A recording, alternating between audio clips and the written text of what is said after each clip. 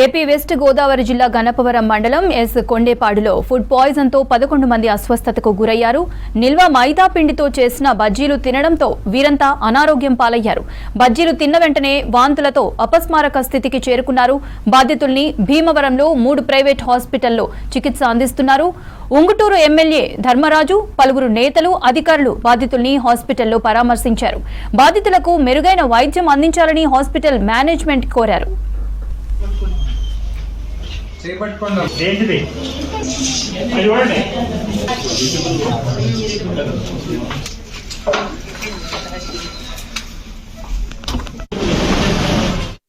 గోదావరి జిల్లాలో ఎస్ కొండ్రుపాడు అనే గ్రామం, గణపవరం మండలము పిప్పర పిహెసి పరిధిలో ఉన్న గ్రామంలో ఒక కుటుంబానికి ఆ పక్కన ఉన్న కుటుంబానికి సంబంధించి కొంతమంది 11 మంది మరి కుటుంబ సభ్యులు మైదా పిండితో కలిపిన పునుగులు చేసుకొని తిన్న తర్వాత కొద్దిగా అస్వస్థతకు గురయ్యి వామిటింగ్స్ అయ్యి వాళ్ళు కొద్దిగా సెమీ కాన్షియస్ కండిషన్కి వెళ్ళడం, తిన్న తర్వాత ఒక 3-4 గంటల్లో సిమ్టమ్స్ స్టార్ట్ అయ్యి వాళ్ళు కొద్దిగా డ్రౌజీనెస్ రావడం ఇట్లా జరిగింది.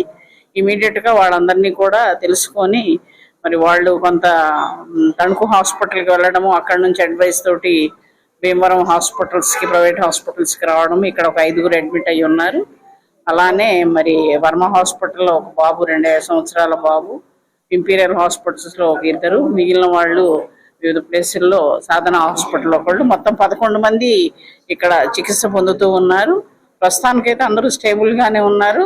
ఉదయాన్నే మైసూర్ బజ్జీ వేసుకుని తిన్నారంటండి. అది చెరువు మీద పిండి తెచ్చిచ్చాడు కుర్రోడు.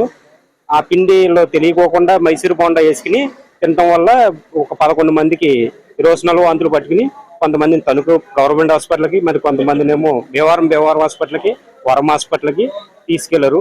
అందరూ ఇప్పుడు ప్రభుత్వం వారు అందరూ సహకారంతో ఇక్కడ ట్రీట్మెంట్ జరుగుతుంది. ఈరోజు